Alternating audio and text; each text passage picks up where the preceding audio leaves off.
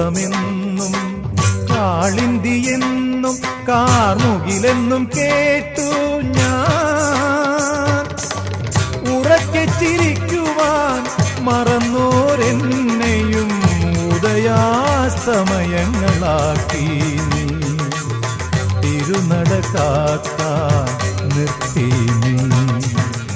ചന്ദന ചർച്ചിത നീലകളേബരം എന്റെ മനോഹരമേഘം. കായാമ്പൂവിലും എന്റെ മനസ്സിലും കതിർമഴ പെയ്യുന്ന മേഘം. ഇത് ഗുരുവായൂരിലെ മേഘം.